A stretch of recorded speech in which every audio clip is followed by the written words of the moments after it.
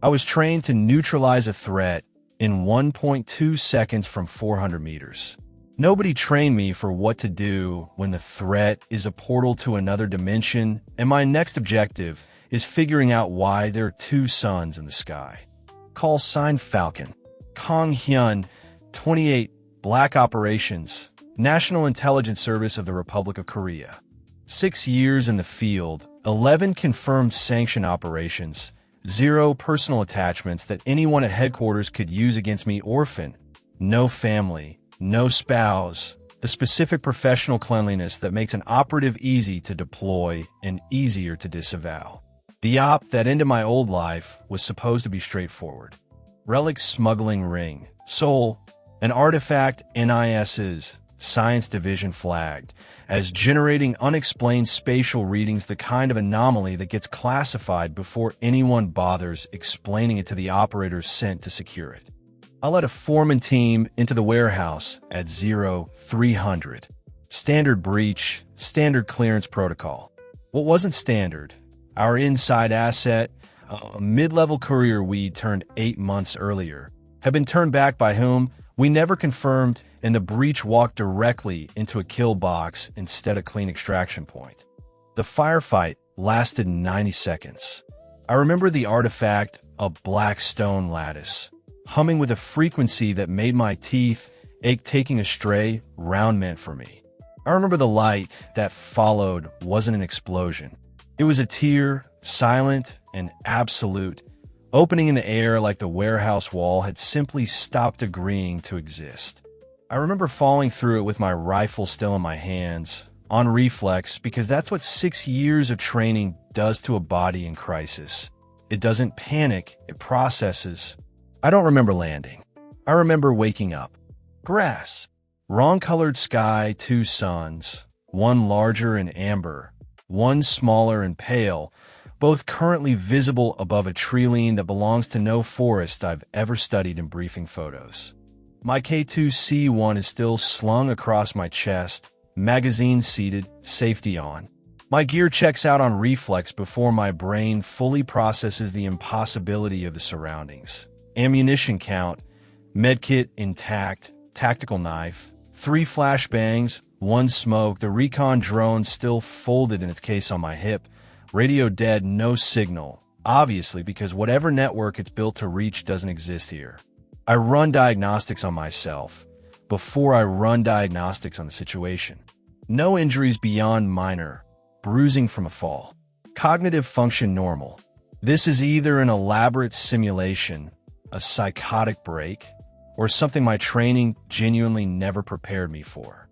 I choose to treat it as the third option because the alternative options don't produce actionable next steps, and actionable next steps are the only thing keeping the specific, controlled panic in my chest from becoming something less controlled. I move toward the tree line. Cover, concealment, elevation, if available, the same 3 priorities that apply whether you're extracting from a hostile city block or, apparently, an entirely different world. I hear the village before I see it, screaming the specific, ragged pitch of people who aren't performing distress, who are living it in real time. I crest a low ridge and find a scene my training has extensive framework for processing, even if the specific weapons involved are centuries removed from anything those frameworks anticipated.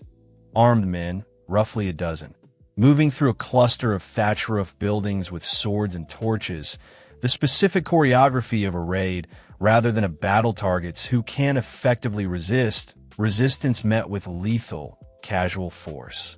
This isn't my mission. I have no operational mandate here, no chain of command, no extraction plan, no idea what political or magical consequences might follow from intervention in a conflict I don't understand. None of that changes the calculation. 6 years of training built one reflex deeper than tactical assessment. You don't let people die in front of you if you can stop it, and the cost of stopping it is survivable. I move. The engagement takes 40 seconds. I select semi-auto, no reason to waste ammunition on a threat this poorly organized, and work from the ridge's elevated position. Methodical, economical. center mass on the two raiders closest to a burning structure with visible movement inside. Both drop before the sound of the first shot fully registers with the rest of the group. Confusion, then panic, spreads through the remaining raiders with the specific speed of men who've never encountered a threat that kills from a distance they can't see, can't charge, can't fight back against with the only tools their world has taught them to fear. I clear the remainder methodically, 3 more shots, 3 more drops, the survivors scattering into the tree line rather than regrouping. Because regrouping requires understanding what's killing them, and understanding isn't available to men whose entire framework for combat begins and ends with visible steel. I count expenditure without conscious effort. 5 rounds. 25 remaining in the current magazine, for spare mags beyond that. A finite number that will need managing carefully, because unlike every previous operation of my career, there's no resupply chain waiting at the end of this one. I move into the village to assess survivors. Standard post-engagement protocol, medkit already in hand. The reaction isn't gratitude. It's a specific terror of people confronting something that violates every rule they understand about how violence works. Thunder without visible cause. Death delivered from a distance no blade or arrow could match. A stranger in unfamiliar dark clothing standing over the bodies of men who moments ago seemed unstoppable. A woman near the burning structure, tending a child's arm wound, flinches away from my extended medkit like I'm offering her a blade rather than bandages. Demon, someone whispers behind me, in a language I somehow understand despite having no memory of learning it, a detail I file for later analysis. Because right now, it's less urgent than the growing crowd's visible terror. The Thunder Demon. I don't correct the characterization. Explaining ballistics to people who've just watched thunder kill isn't a priority that survives contact with the actual tactical situation. A village that fears me possibly more than they fear the raiders. No extraction, no support, and a growing awareness that whatever framework I use to process this world isn't going to translate cleanly into anything the locals recognize as reasonable. I withdraw to the village's edge, giving the survivors space, and begin the more urgent task of establishing baseline facts. Where I am, what resources exist, what threats persist, how survival functions in an environment with none of the infrastructure I've spent my entire career depending on. A voice interrupts the assessment. Female, local accent, carrying the specific flat calm of someone professionally desensitized to violence rather than freshly traumatized by it. You're not a demon. I turn. A woman, mid-20s, leather and canvas gear, marked by wear rather than uniform standard. A bow slung and a short blade visible at her hip, the specific silhouette of someone whose combat competence is functional rather than ceremonial. She's watching me with professional assessment rather than fear, the same evaluation I'd apply to an unknown operator entering my operational area. Demons don't bandage wounds after they kill people. She continues, nodding toward the medkit still in my hand. Seen enough of both to know the difference. You're not afraid. I am cautious. Different thing.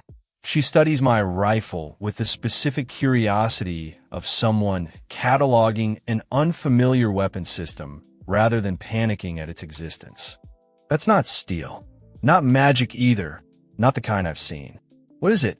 I calculate the value of honesty against the value of operational security, a habit so deeply trained it activates before I consciously decide to engage the question at all. Full disclosure serves no strategic purpose with an unknown local. Partial truth, calibrated to establish just enough common ground for continued cooperation, is the standard field approach. A weapon, I say, from somewhere else. Somewhere else meaning what exactly? Another kingdom? Beyond the Cinder Mountains? Somewhere else meaning I don't fully understand it myself yet. She considers this, weighing my deliberately incomplete answer against whatever practical calculus governs how she assesses new variables in her environment. Name's Sarah Vantry. Ranger, Tracker, occasional mercenary when the coin's good enough. You saved this village a very bad night. Most people, she gestures at the retreating raiders' abandoned equipment. The bodies I've already mentally cataloged for later disposal protocols. Most people would want something for that. Coin, favor, ropietaschen. I don't need coin. Everyone needs coin. This world runs on its same as any other, probably. She crosses her arms, studying me with the specific patience of someone used to reading people who don't volunteer information easily. But you're clearly not from around here. You clearly don't know how anything works, and you're currently standing in a village that's about to start telling very frightening stories about a thunder demon to every trader who passes through in the next month. That's a problem. Might be a problem I can help with. For price. What price? Information, mostly. Whatever you're willing to share about wherever you actually came from. And maybe she glances at the rifle again. Calculation visible behind otherwise controlled features, maybe a demonstration, sometime, of what exactly that thing can do. Professional curiosity. I run the calculation the way I'd assess any potential asset in hostile territory. Reliability unknown, motivation transactional, and therefore predictable, local knowledge valuable, alternative options essentially non-existent, given my complete lack of situational awareness beyond a 50-meter radius. Deal, I say. Konghyun. Konghyun. She tests the unfamiliar syllables, then extends a hand, the gesture translating, apparently, across whatever dimensional gap separates my world from this one. Well, Konghyun, welcome to Aldmere. It's going to want to kill you in several dozen ways you're not currently prepared for. So I'd suggest we start moving before the village finishes, deciding whether you're a demon or just a very confusing stranger. I holster the medkit, check my ammunition count one final time, 20 of 25 in the active magazine, for spares intact, and follow her toward the Treeline, leaving behind a village that will spend years telling stories about a thunder demon who saved them and then vanished in a legend before anyone thought to ask his name properly. Behind me, the two suns continue their unfamiliar arc across a sky I have no operational data on, no extraction protocol for, no chain of command to report to.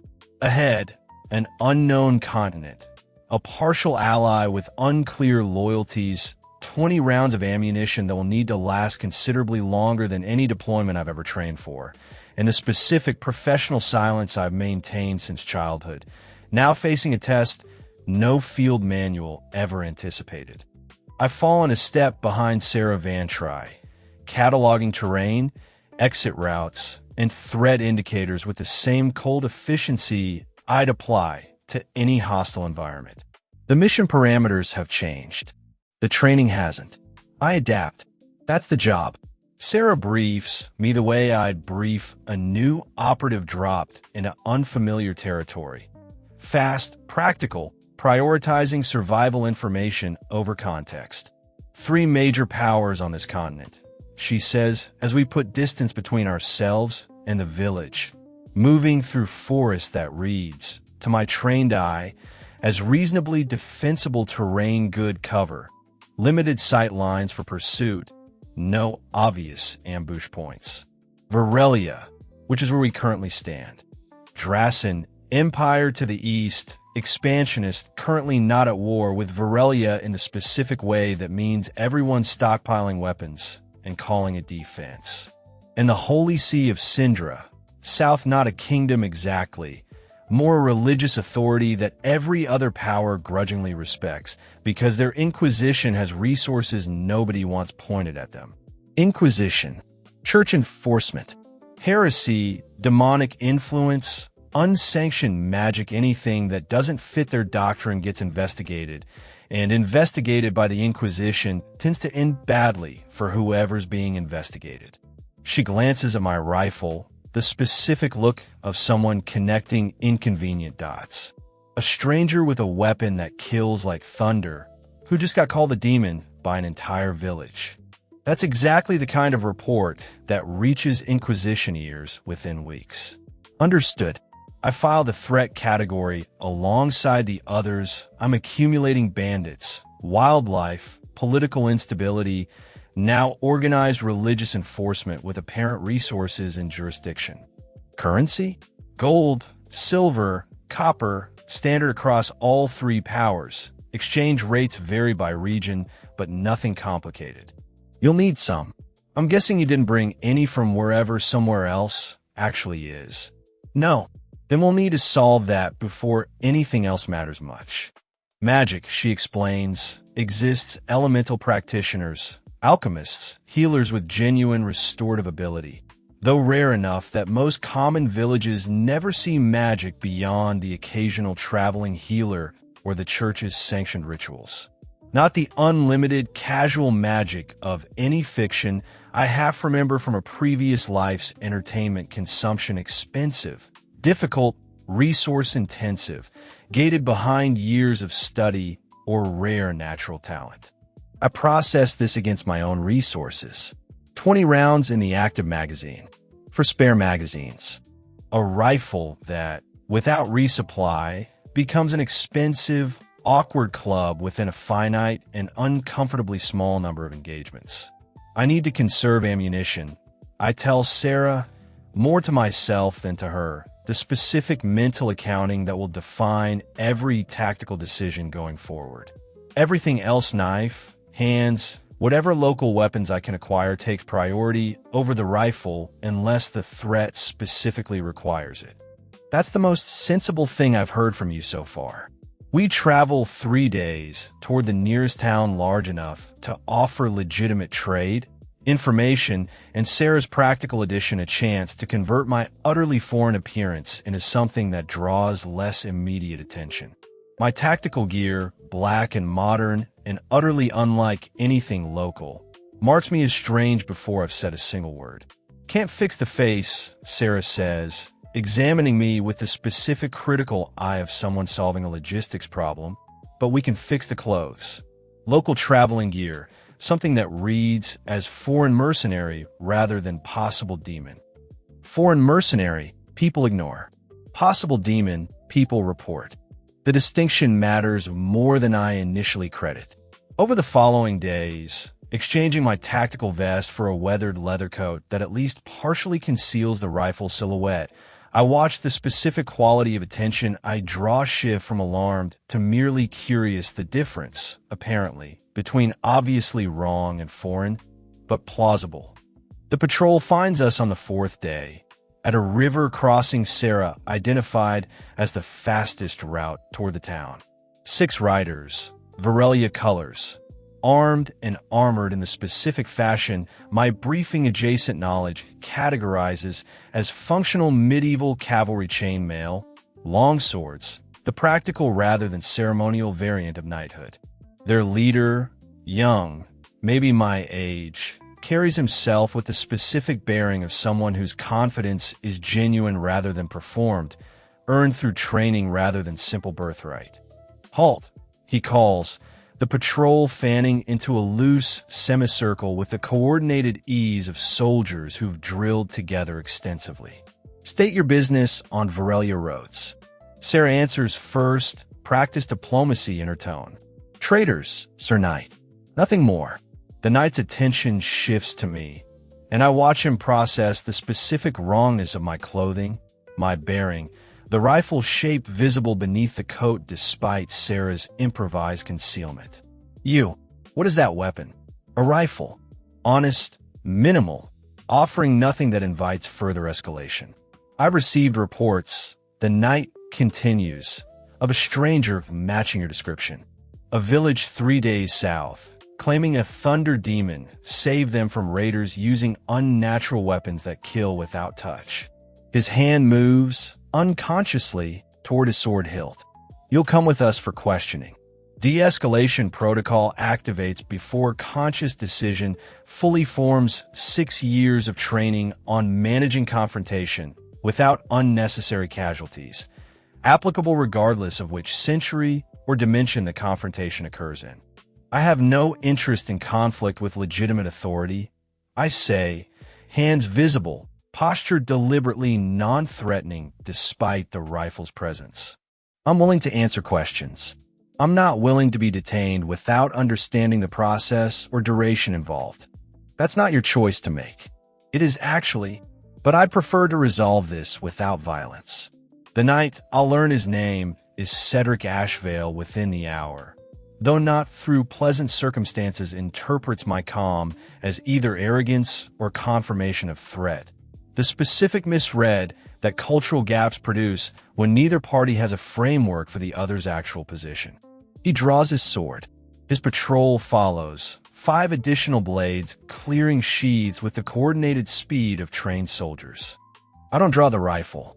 6 against 1, with edged weapons. In terrain that offers me no tactical advantage, I haven't already surrendered by standing in the open. The correct response isn't escalation to lethal force against soldiers performing what they genuinely believe is legitimate duty. Cedric charges first, sword raised in a committed overhead strike that, to my trained eye, telegraphs a full second before it would land, untrained against unarmed opponents perhaps, but painfully slow against someone whose combat training includes disarming men with knives, batons, and improvised weapons under significantly more hostile conditions than a daylight road confrontation. I step inside the strike's arc rather than away from it, closing distance rather than creating it, the specific counterintuitive movement that combat training teaches and instinct fights against.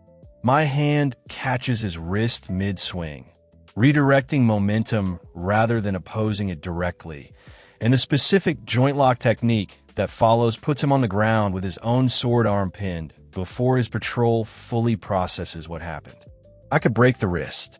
I could disarm him permanently, could escalate to lethal force against the remaining 5 before they organize an effective response.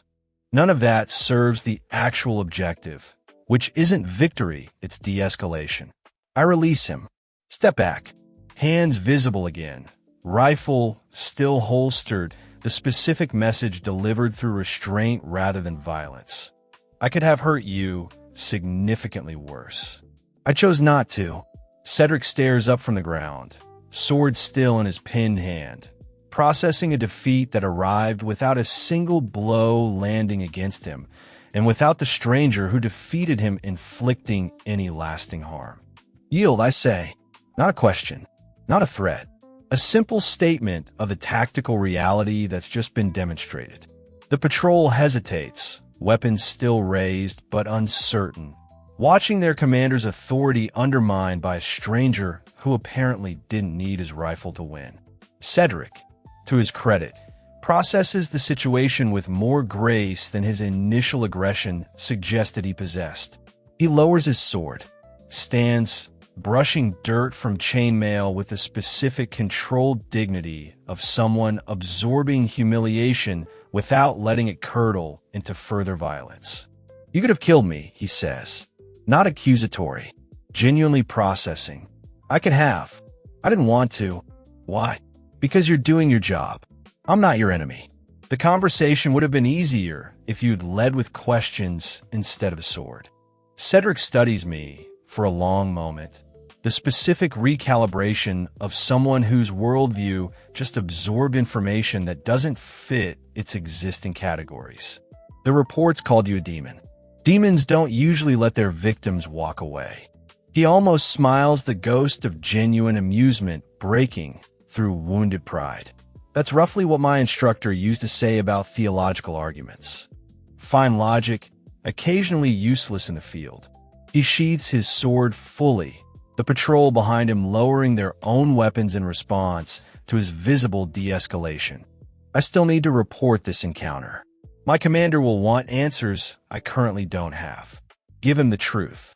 Stranger, unusual weapon, chose not to kill 6 armed men who could reasonably claim self-defense if I had. Let him decide what that means. And if he decides you're still a threat requiring elimination, then we'll have a different conversation. But I'd rather that conversation happen after both sides have more information than we currently possess. Cedric nods slowly, the specific acknowledgement of someone recognizing a functional truce rather than full resolution. His patrol withdraws, escorting him back toward whatever garrison they patrol from, leaving Sarah and me alone at the river crossing. That, Sarah says, once they're out of earshot, was either the smartest thing I've seen a stranger do in this kingdom, or the beginning of a much larger problem. Possibly both. Probably both.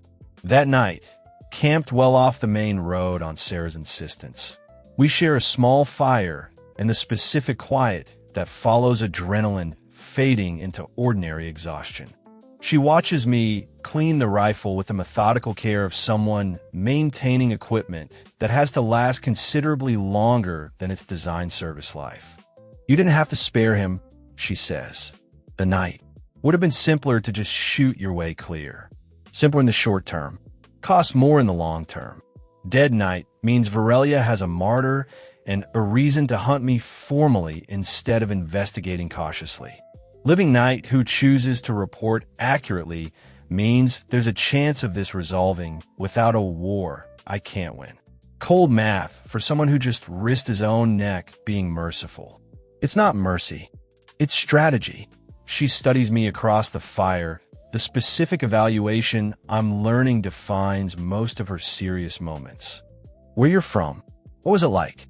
I consider the question's actual weight not idle curiosity, but the specific probing of someone trying to understand what kind of person she's allied herself with.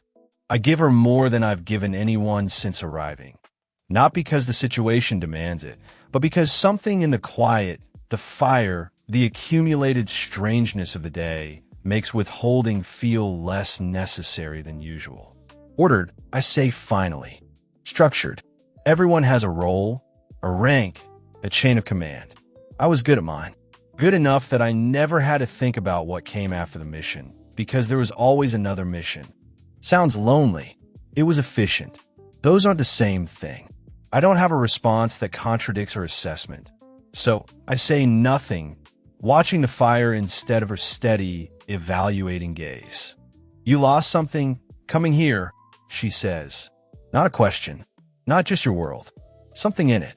I think about the answer's honest shape, a life built entirely on function, on mission, on the specific professional cleanliness that made me valuable precisely because I had nothing to lose.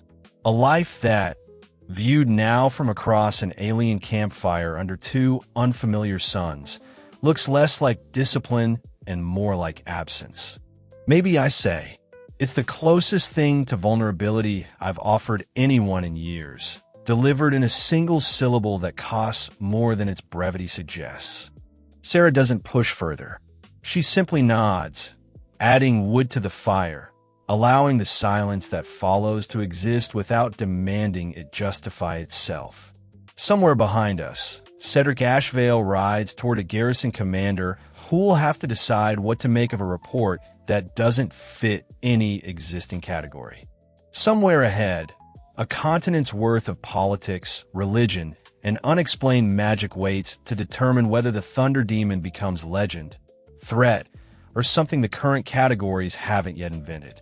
I bank the fire low before sleep, count my remaining ammunition one final time out of habit rather than necessity, and close my eyes in a world that has, in 4 days, already taught me more about the gap between training and adaptation than 6 years of black operations ever managed. Tomorrow, the town, currency, information, and whatever comes next. Tonight, rest while it's available, because professional instinct suggests it won't remain available for long. The town of Millbrook Crossing offers what Sarah promised. Currency exchange, information, and enough foot traffic that a foreign mercenary in weathered leather draws only passing curiosity rather than alarm. We sell 3 items from my kit that I judge non-essential to survival: a spare multi-tool, a compressed ration bar Sarah examines with the specific suspicion of someone encountering food technology that violates every principle her world operates on, and a folding tactical mirror. The exchange, brokered through a merchant Sarah vouches for, converts into enough silver to fund several weeks of legitimate cover as foreign traveler with unusual goods. The recon drone stays with me. Its battery. I estimate through careful mental accounting of my last confirmed charge cycle, has perhaps 40% capacity remaining before it becomes permanently inert, a diminishing asset I intend to preserve for genuine tactical necessity rather than casual reconnaissance. Alolan Marsh finds us, rather than the reverse, drawn by the specific gravitational pull that unusual objects exert on people whose profession is understanding unusual objects. She's examining a display of trade goods in the merchant stall when her attention fixes on the folding mirror I've just sold, not the mirror itself, but the specific quality of its construction, the seamless hinge, the polish that no local craftsman's tools could produce. Where did this come from? She asks the merchant, though her eyes have already shifted to me, the specific recognition of someone identifying the actual source rather than the intermediary. Not local, I say, before the merchant can offer a less accurate explanation. I made it. Sort of. It's complicated. Complicated is my favorite category of problem. She extends a hand, ink-stained, calluses and patterns that suggest laboratory work rather than combat. Alolan Marsh, alchemist, tinkerer, occasional heretic, depending on which parish you ask. That hinge mechanism, may I? I hand over the mirror. She examines it with the specific intensity of a specialist encountering genuinely novel information, turning it under the light, testing the hinge's resistance, murmuring observations to herself that I only partially follow terminology from a discipline that clearly overlaps with engineering but operates through different foundational assumptions. This isn't magic, she says finally, looking up with sharp, evaluating eyes. I know magic. I know its signatures, its costs, its limitations. This is something else. Precision without enchantment. How? I make a judgment call. The same category of risk assessment that's governed every decision since the portal. Alolan's interest is scientific rather than theological, curiosity rather than fear, and curiosity, properly cultivated, produces allies more reliably than fear ever does. Where I'm from, I say, we don't use magic. We use precise mechanical construction and applied natural principles chemistry, physics, engineering. Things that follow consistent rules rather than requiring. Whatever magic requires here. Consistent rules. Alolan's expression shifts into something closer to hunger than mere interest. You mean replicable processes, not talent-gated, not resource-intensive in the way true magic is actual understood mechanics that anyone with sufficient knowledge could theoretically reproduce. Essentially, yes. I need to see more. The following days establish a working partnership that neither Sarah nor I initially anticipated. Alolan's laboratory, a converted mill building on Millbrook Crossing's edge, cluttered with alchemical apparatus and half-finished experiments, becomes an impromptu workshop where I begin the specific triage that's been building since the portal. Assessing which of my remaining technological assets can be maintained, repaired, or replicated using local materials, and which represent finite, irreplaceable resources requiring careful preservation. The rifle's optic sustains minor damage during the confrontation with Cedric's patrol, a hairline crack in the outer lens housing, cosmetic rather than functional currently, but a warning of degradation that will eventually compromise accuracy if left unaddressed. Alolan's glasswork, while not equivalent to modern optical manufacturing, proves surprisingly capable once she understands what I'm attempting to achieve. We spend 2 full days grinding and polishing local glass to specifications I sketch out with an engineer's patience I didn't know I still possessed, producing a replacement lens that isn't equivalent to my original optics clarity, but functions well enough to extend the scope's service life considerably. You're not just a soldier, Alolan observes, watching me calibrate the replacement lens against my rifle's housing. Soldiers don't understand refractive index. Where you're from, soldiers are also engineers. Sometimes. Training includes field repair, improvisation, working with what's available rather than what's ideal. That's the most useful philosophy I've encountered from anyone outside my own discipline. She examines my ammunition carefully and my direction, understanding without being told that these represent finite, precious resources. How many of these do you have remaining? 23 in reserve magazines, 20 in the active one. And when they're exhausted, the question sits with the specific weight of a problem I've been avoiding direct confrontation with since day one, prioritizing immediate survival over long-term resource planning. Then the rifle becomes significantly less useful, unless we solve that problem before it becomes urgent. Alohan's eyes carry the specific gleam of a scientist encountering a genuinely interesting technical challenge rather than a crisis. Show me how the ammunition actually functions. The mechanism, not just the result. I break down a spent casing, explaining the components with the patience of someone who spent considerable career time briefing non-specialists on technical systems. Primer, propellant, projectile, the basic chemistry of controlled explosive combustion, converting stored energy into kinetic force. Alohan listens with total focus, occasionally interrupting with questions that reveal a genuinely sophisticated grasp of the underlying chemistry despite operating from an entirely different technological tradition. The propellant sulfur, charcoal, and a refined mineral salt, if I understand your description correctly. We have equivalents. Sulfur deposits near the eastern mines. Charcoal, obviously. The salt, she pauses, calculating there's an alchemical reagent, purified through a process similar to what you're describing, used in certain preservation rituals. Crude compared to whatever refinement your world achieves, but the underlying chemistry should be similar enough to attempt.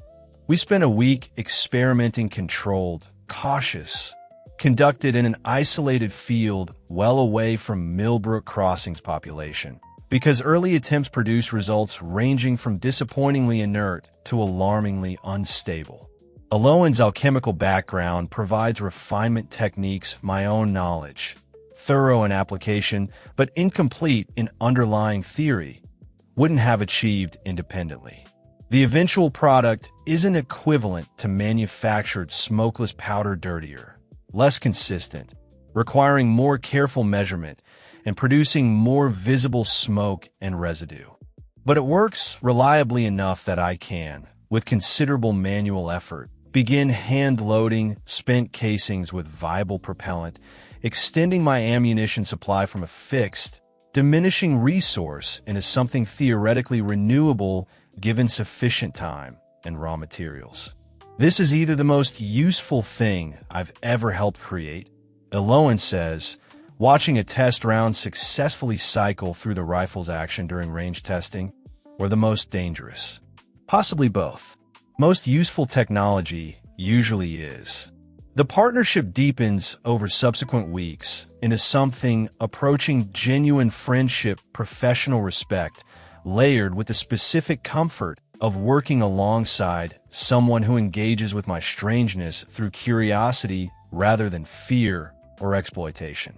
Sarah, observing the growing collaboration with her usual pragmatic amusement, begins referring to us collectively as the workshop, a label that sticks despite neither of us fully endorsing it. The investigation catches up with us during the 6th week. High Inquisitor Malik Thorne arrives in Millbrook Crossing without fanfare, no dramatic procession, no announced authority. Simply a lean, gray-templed man in unremarkable traveling clothes who spends 2 days asking careful, methodical questions throughout the town before anyone realizes exactly what he represents. I learn of his presence through Sarah, who's developed the specific network of local contacts that any competent operative would recognize as essential intelligence infrastructure. Inquisitor, she reports, finding me in Alohan's workshop during an evening reloading session. Not local parish-level High Inquisitor, direct from the Holy See. He's asking about a stranger with unusual weapons who saved a village from raiders. He's asking about a night's patrol that reported an encounter that didn't add up to violence despite 6 armed men facing an armed stranger. He's building a case. He's building something. Methodical, careful, not the kind of witch hunt fervor you'd expect from lower-ranked zealots. This is someone who investigates thoroughly before he commits to conclusions. Eloan, listening from her workbench, sets down the casing she's been carefully measuring propellant into. Thorn. I know the name, secondhand. Reputation precedes him, brilliant investigator. Absolutely uncompromising once he's convinced of a threat's nature. 15 years ago, before he joined the Inquisition proper, his family died in a sundering, a rift incursion, demons pouring through before local forces could seal it. He spent every year since hunting anything that resembles what killed them. The detail reframes the threats category in my mental assessment, not simple religious fanaticism, but trauma-driven pattern matching. A man whose entire professional identity has been constructed around preventing a repeat of personal catastrophe. More dangerous in some ways than pure ideology, because trauma-driven conviction doesn't respond to rational counterargument the way institutional dogma sometimes can. He'll find the gunshot residue patterns from the band engagement, I say, working through the intelligence picture methodically. The casings, if any were left behind. The specific nature of the wounds, not blade, not claw, not arrow. That evidence alone won't confirm anything, but it establishes a pattern he'll want explained. And if he can't explain it through normal means, Eloan adds, his existing framework has exactly one category left: demonic influence, manifesting through means the church doesn't yet understand. Sir Cedric Ashvale arrives at the workshop 2 days later, unannounced, in civilian clothes rather than his patrol uniform, the specific visual signal of someone attempting to minimize official visibility for an unofficial conversation. I owe you information, he says, without preamble, once Eloan has discreetly withdrawn to give us privacy. My report went up the chain as I told you it would, accurate, as promised, but it reached ears beyond my garrison commanders. The Holy See has taken formal interest. High Inquisitor Thorn isn't investigating casually. He's building toward an official heresy declaration. How much time? Weeks, not months, based on his current pace. He's thorough, but he's also motivated in a way that suggests urgency rather than mere procedural diligence. Cedric studies me with the specific, complicated expression of someone whose loyalty is shifting despite institutional pressure to the contrary. I fought you. You could have killed me and claimed self-defense that any tribunal would have accepted. You didn't. That matters to me, even if it shouldn't matter to my formal duty. Why tell me this? Your oath presumably includes cooperation with Inquisition investigations. My oath includes serving Varelia's genuine interests, and I've spent considerable time since our encounter wondering whether an Inquisition crusade against someone who saved a village and spared my life actually serves those interests, or just serves institutional momentum that's operated unquestioned for too long. He extends a hand, the same gesture he offered in defeat weeks earlier, now offered in something closer to alliance. I can't openly defy the Inquisition, but I can make sure you have warning before they move formally. That's the most I can offer without becoming a target myself. I accept the handshake, the specific gesture that seems to carry weight across every cultural gap I've encountered so far. That's considerably more than I expected from someone I defeated in combat 6 weeks ago. Defeat taught me something my training hadn't. Cedric's expression carries genuine self-reflection rather than performed humility. That strength without cruelty is possible. That's worth more to me than pride. He departs before dusk, leaving behind a warning that reshapes the specific tactical calculus governing every decision that follows. Weeks, not months, before Thorn's investigation crystallizes into formal action. Time enough to prepare. Not time enough to relocate entirely beyond his reach. Not with Eloan's workshop Sarah's network, and the accumulating infrastructure of survival I've built in this unfamiliar world over 6 weeks of adaptation. Eloan returns once Cedric's departure is confirmed, her expression carrying the specific gravity of someone processing genuine danger rather than academic curiosity. What do we do?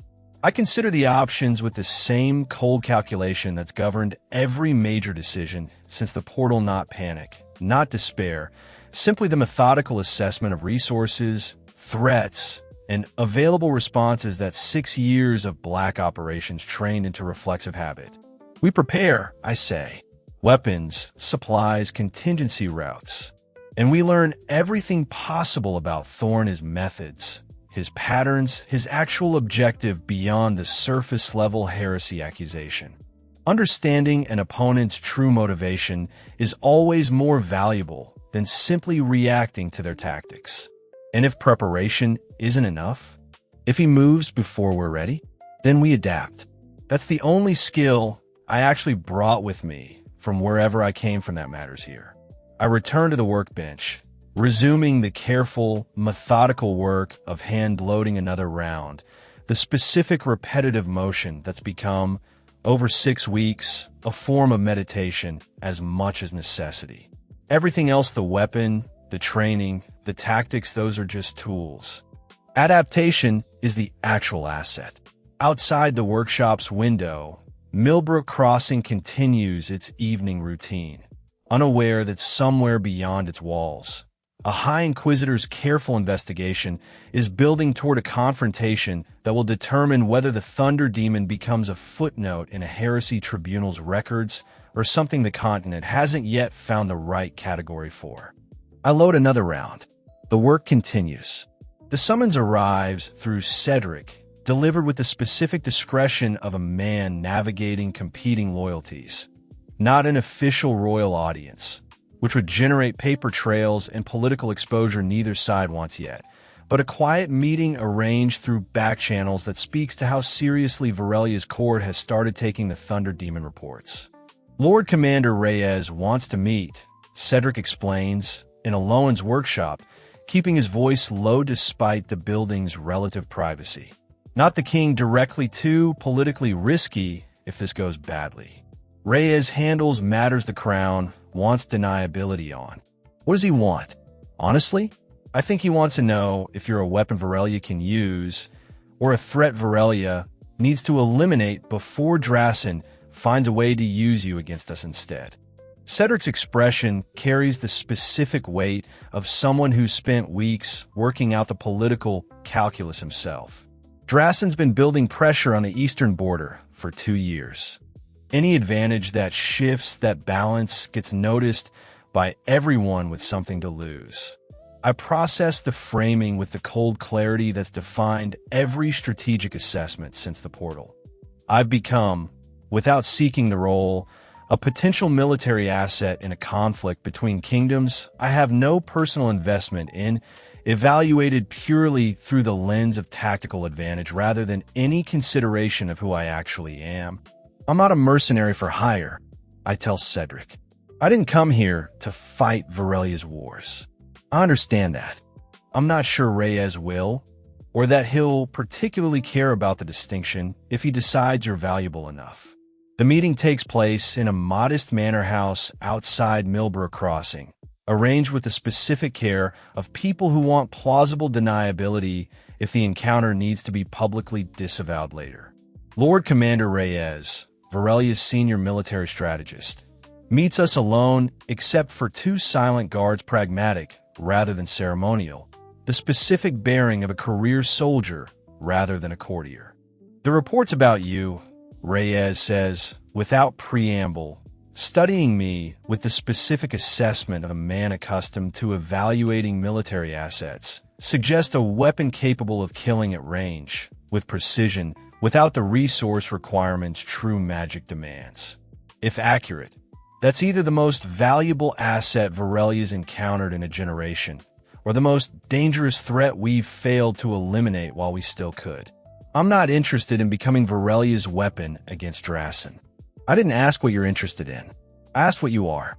The directness registers as professionally familiar, the specific bluntness of someone who spent a career making hard calculations rather than diplomatic softening. I respect it, even as I recognize the conversation's inherent danger. I'm someone who ended up here through circumstances outside my control, I say. I have no allegiance to Varelia, Drasen, or the Holy See. I have finite resources I need to preserve, and a High Inquisitor currently building a heresy case against me that could end with an entire religious authority hunting me regardless of what any single kingdom decides. Reyes's expression shifts, not surprise exactly, but the specific recalibration of someone receiving intelligence that changes the strategic picture. You know about Thorne's investigation. I know weeks remain before it becomes formal action. Then you understand why this conversation matters more than simple military recruitment. Reyes leans forward, the specific posture of someone about to offer terms rather than demands. Varelia's crown can provide protection from Inquisition action, not unlimited, not permanent, but meaningful. Legal standing, royal notice that complicates unilateral church action against you. In exchange, we'd want cooperation, not servitude. Cooperation in situations where Varelia's genuine security interests align with your own survival. Define genuine security interests. Demons, rift incursions, threats that endanger civilians regardless of which kingdom soil they occur on. Reyes's tone carries something that reads as authentic rather than merely strategic. I've buried soldiers who died fighting things that came through sundering points with nothing but steel and prayer. If what I'm hearing about your capabilities is accurate, and if you're willing to use them against genuine monsters rather than political convenience, that's a partnership worth formalizing regardless of the political optics. I consider the offer's actual structure not unconditional service, but conditional partnership focused on threats I'd likely respond to regardless of formal arrangement, given 6 years of training that never fully separated professional duty from the underlying instinct to prevent preventable deaths. I'll consider it, I say, conditionally. I choose my engagements. I don't become an instrument of Varelia's political ambitions against Drasen or anyone else. Reyes studies me for a long moment, then nods not full satisfaction, but acceptance of terms he apparently expected to require negotiation. Fair enough. Consider it, then. Time may resolve the question before you finish considering, regardless. He's more correct than either of us anticipates. 3 days after the meeting, while Aloan and I are conducting routine ammunition production in the workshop, the alarm reaches us through the town's central bell, the specific frantic, irregular pattern that Sarah's local knowledge immediately identifies as emergency signal rather than routine notification. Rift, she says, already moving toward the door, bow in hand. Sundering point, close to the town. That's the emergency pattern. I grab the rifle, spare magazines, the tactical kit I've maintained in constant readiness since arrival, the specific muscle memory of someone whose entire career trained readiness as reflex rather than conscious decision. Aloan follows, alchemical supplies gathered with less practiced speed but genuine determination. We reach the incursion site, a clearing roughly 2 kilometers from Millbrook Crossing's edge, to find local militia and a detachment of Cedric's patrol already engaged, the specific chaos of underprepared defenders facing something their training inadequately anticipated. The rift itself registers with immediate, visceral recognition. A tear in the air, dark and pulsing, structurally identical to the portal that deposited me in this world months ago. The same wrongness, the same violation of space that shouldn't be possible, now disgorging creatures that emerge from its depths with the specific horror of nightmares, given physical form twisted, chitinous things, some vaguely humanoid, others closer to nightmare-adapted predators, moving with coordinated aggression that speaks to some organizing intelligence beyond simple animal instinct. Cedric, sword drawn, coordinates his patrol's defense with visible strain, competent tactics against an enemy his training never adequately prepared for. The specific gap between institutional knowledge and actual demonic combat that's apparently common across this continent's military doctrine. I engage without hesitation. The specific calculation that's governed ammunition conservation since day one, suspended entirely against a threat this genuinely severe. Selective fire, precise target prioritization, the same tactical framework I'd apply to any high-value threat cluster, except the targets here are creatures no briefing photo ever prepared me for, moving with speeds and resilience that push my combat assessment protocols into genuinely uncharted territory. The engagement lasts 12 minutes, an eternity by the standards of my previous career's typical operational timelines. Compressed chaos by the standards of actual demonic warfare, according to Sarah's grim assessment shouted between arrow releases. I burned through nearly half my remaining manufactured ammunition, the hand-loaded rounds proving less consistent than factory standard, but functional enough to matter. Each confirmed kill buying critical second for the militia's less lethal, but numerically significant resistance. Cedric fights beside me for the engagement's final minutes. His sword work considerably more effective against creatures as training, however inadequate, at least theoretically anticipated compared to my own combat framework's complete absence of relevant precedent. We cover each other's exposed angles with the specific coordination that develops rapidly between competent operators facing genuine mutual threat, whatever institutional tension previously existed between us. The rift closes as suddenly as such things apparently do, collapsing inward with the same silent violence that characterized its opening. The last creature falling to a combined strike from Cedric's blade and my rifle's final confirmed round before ammunition management becomes moot. Silence follows, the specific exhausted quiet of combat's aftermath, broken only by the militia's ragged breathing and Aloan's urgent movement toward the wounded, medical supplies already deployed with the practiced efficiency of someone who's clearly handled battlefield injuries before. I stand amid the aftermath, rifle still smoking faintly, and process the engagement's actual significance beyond simple tactical success. I've just fought creatures that emerged from a portal structurally identical to the one that brought me here, defending civilians and soldiers who watched that fight unfold in full view. Aloan approaches once the immediate medical crisis stabilizes, her expression carrying the specific intensity of someone who's connected significant dots during the chaos. The rift, she says, the energy signature as it opened and closed. I've studied sundering events before, secondhand, through academic accounts. This matched what I've read almost exactly. Meaning? Meaning whatever brought you here operates through the same fundamental mechanism as these rifts. Not identical event, perhaps, but same underlying phenomenon.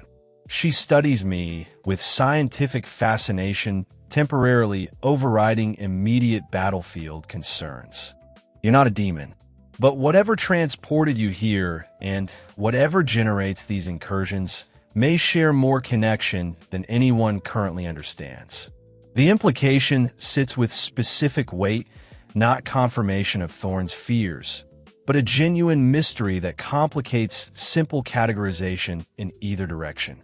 I'm neither demon nor entirely unconnected to the phenomenon that produces them, a nuance that heresy tribunals rarely accommodate, but that might, properly presented, shift the entire framing of Thorn's investigation.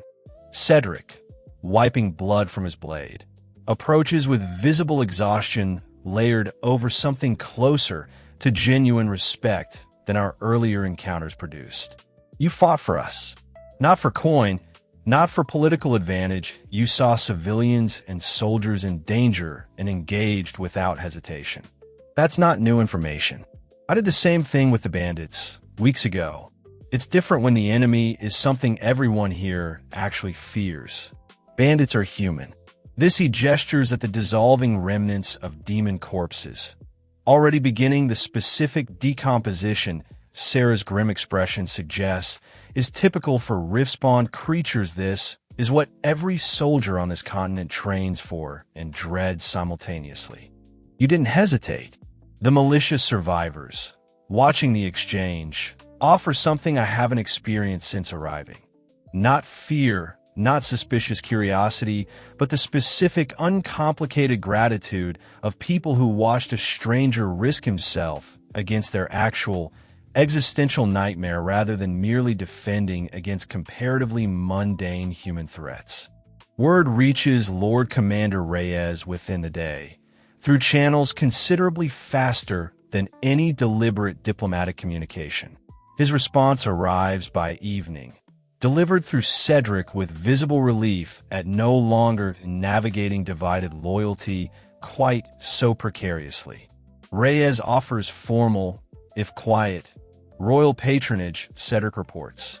Protection from unilateral Inquisition action, legal standing as a foreign asset under Crown consideration, bureaucratic language that provides genuine cover. In exchange, cooperation on Rift incursion specifically, nothing beyond that unless you choose otherwise. I consider the terms against everything I've learned since the Portal Thorns escalating investigation, the genuine value of legitimate protection, the underlying truth that I'd likely engage Rift threats regardless of formal arrangement, given the demonstrated instinct that's defined every major decision since arrival. I accept, I say. Rift incursion specifically. Nothing else. I'll relay that. Cedric extends his hand, the gesture now carrying the weight of genuine alliance rather than tentative truce. For what it's worth, Kong Hyun, whatever the political calculations say, I'm glad you're on our side of this particular fight. That evening, back at Lowen's workshop, she presents her analysis with the specific care of someone delivering genuinely significant findings. The connection between your arrival and these rifts isn't coincidental resemblance. I believe you're connected to whatever generates the sundering phenomenon itself, not as a demon, not as a threat, but as some kind of resonant anomaly. The same category of event, different manifestation. What does that mean practically? I don't fully know yet, but it might mean you're uniquely positioned to understand these incursions in ways this continent's existing frameworks can't access. Might mean you're the key to actually solving the sundering problem, not just fighting its symptoms. Her eyes carried genuine excitement beneath the exhaustion of a difficult day. That's either wonderful news or terrifying news, depending on what Thorn decides to make of it. I bank the observation alongside everything else. I'm accumulating royal patronage, growing alliance with Cedric, Eloan's scientific partnership, Sarah's practical loyalty, and now a genuine mystery about my own connection to the phenomenon that both brought me here and apparently threatens this entire continent. The mission parameters keep expanding beyond anything my original training anticipated, but the core skill remains constant. Assess, adapt, continue. Outside, Millbrook Crossing settles into evening quiet, unaware that the stranger they've slowly stopped calling demon just became something considerably more complicated, connected to the very phenomenon that terrifies them, potentially essential to solving it, and now formally, if quietly, protected by a crown that's decided he's worth the political risk. The work continues. It always does. 6 months after the portal, I understand something about this continent's governing structure that my original mission briefings, had this world existed within their scope, would have flagged as a critical strategic vulnerability. Nobody coordinates against the sundering phenomenon systematically. Each kingdom reacts to rift incursions independently, defensively, often too late, treating each event as an isolated crisis rather than symptoms of a continent-wide pattern that might, properly analyzed, reveal exploitable structure. I raised this observation during a planning session in Lowen's workshop, now expanded into something closer to a proper operations center, additional tables and materials accumulated over months of collaborative work. Sarah and Cedric are present. The specific and formal war council that's evolved organically from repeated collaboration rather than any deliberate organizational decision. Borrelia tracks its own rift incidents, Cedric confirms when I raise the pattern. But we don't share data with Drasen, their rival. Sharing intelligence feels like weakness. And the Holy See maintains its own records, but treats them as doctrinal rather than tactical information, more concerned with theological classification than practical defense patterns. Which means, Eloan adds, following the implication that nobody has the complete picture. Every kingdom is fighting the same underlying phenomenon with a third of the available information because political rivalry prevents the coordination that might actually solve the problem. The observation crystallizes something that's been forming in the back of my strategic assessment since the royal patronage negotiations, a structural gap that my training oriented toward exactly this kind of systemic vulnerability analysis recognizes as both dangerous and potentially an opportunity. What if someone did have the complete picture, I say, not aligned to any single crown, independent, focused purely on the actual threat pattern rather than political advantage? Sarah, cleaning her bow with the specific idle focus she brings to conversations she's turning over seriously despite apparent casualness, looks up. You're describing an intelligence network or a mercenary company. Which one? Neither exactly. Something that doesn't currently have a category here, an organization that operates across kingdom boundaries, specifically because the threats it addresses don't respect those boundaries either. Rift incursions, yes, but also the kind of institutional corruption or political blindness that lets threats fester because addressing them properly would require cooperation nobody's currently willing to offer. You're describing something that would need to operate in secret, Cedric says slowly, working through the political implications with visible unease. No crown would openly sanction an organization operating beyond their direct control, regardless of how beneficial its actual function proved to be. Which is exactly why it would need to start small, prove its value through demonstrated results rather than formal authorization, and build legitimacy through function rather than political permission. I look around the room, Sarah's practical field expertise, Eloan's technical and alchemical mastery, Cedric's institutional legitimacy and combat training, myself providing the strategic framework and unique technological resources that none of them individually possess. We've already been operating this way, informally, for months. The question is whether we formalize it deliberately or keep improvising indefinitely. The conversation doesn't resolve immediately. Cedric's institutional loyalty complicates any decision that might read as defiance of Aurelia's crown, and Sarah's practical instincts want clearer definition of what exactly we'd be building before committing further. But the seed, once planted, doesn't fully leave any of our subsequent conversations, an idea that keeps returning with growing specificity as the actual pressures of our situation continue mounting. Those pressures accelerate faster than any of us anticipate. Eloan's research into High Inquisitor Thorn's background, conducted through careful, deniable channels over the preceding months, produces a complete picture that reshapes my understanding of the threat he represents. 15 years ago, before his elevation within the Inquisition's hierarchy, Malik Thorn served as a minor parish priest in a small border town married, by all accounts, with 2 young children, living the specific, unremarkable life of a man whose ambitions extended no further than faithful service to a modest congregation. A sundering event struck the town without warning. The specific details Eloan uncovers are grim even by this continent's already violent standards. A rift opening directly beneath the town center, disgorging incursion-class demons before local defense could mobilize any meaningful response. Thorn survived. His wife and both children did not.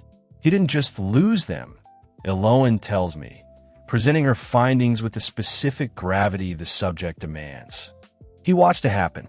Survivors' accounts describe him fighting with a farming implement, trying to reach his family through creatures that outmatched him completely, being physically restrained by neighbors who understood he was about to die, trying and accomplishing nothing except adding a third body to the count. The context reshapes Thorne's entire investigation into something considerably more complex than simple religious fanaticism. Not an institution reflexively hunting the unexplained, a specific, deeply traumatized individual who spent 15 years transforming grief into a professional mission. Identify and eliminate anything that resembles the unexplained horror that killed his family, before it can claim anyone else's. I understand, with the specific clarity that comes from recognizing a genuinely sympathetic motivation attached to a genuinely dangerous course of action, that Thorne isn't a villain in any straightforward sense. He's a wounded man whose logic unexplained equals dangerous. Dangerous equals demonic. Demonic must be eliminated before it claims more families follows a coherent, if ultimately mistaken, internal structure built from trauma rather than malice. This understanding produces an impulse I don't fully expect from myself. The desire to address the situation through direct communication rather than pure tactical avoidance or eventual confrontation. I want to talk to him, I tell Sarah during a supply run that's become our regular occasion for candid conversation away from the workshop's more crowded planning sessions.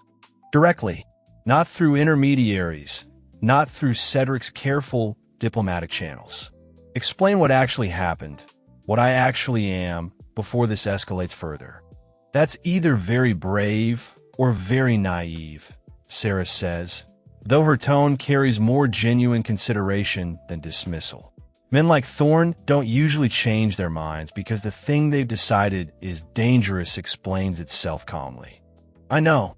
I want to try anyway.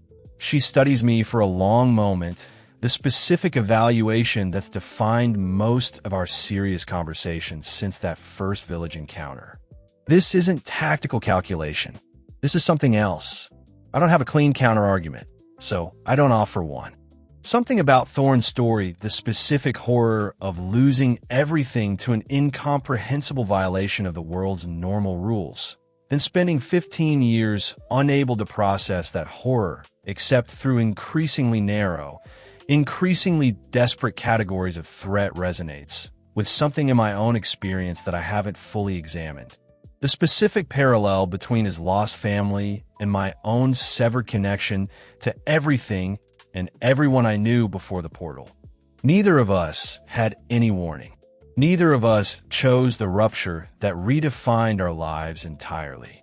The difference is simply what each of us built from that rupture, his descending into a permanent war against the incomprehensible, mine into an uneasy, evolving adaptation that's produced genuine connection despite every professional instinct that once prioritized isolation as strength.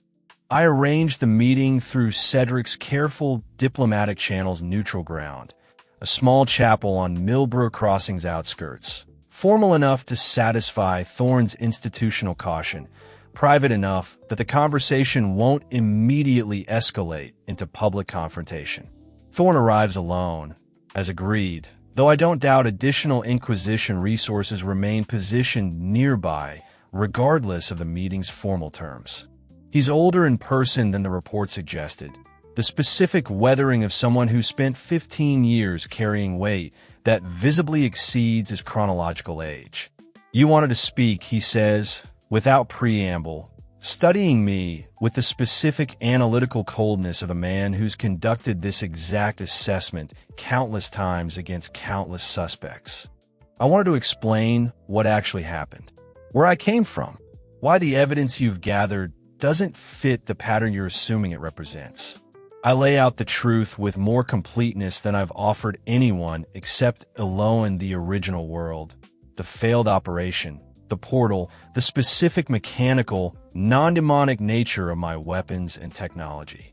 I explain Aloan's findings about the rift connection honestly, including the uncomfortable ambiguity it introduces rather than hiding it to strengthen my case.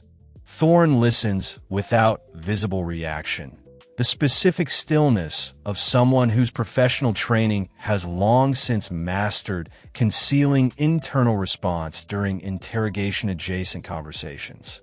"You're telling me," he says, "once I finish, that you arrived through a phenomenon structurally identical to what killed my family.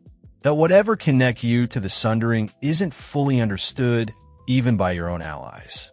And you expect this explanation to reassure me rather than confirm exactly the danger I've spent 15 years investigating. I'm telling you the truth. What you do with it is your decision. The truth, as you've presented it, doesn't actually contradict my concerns.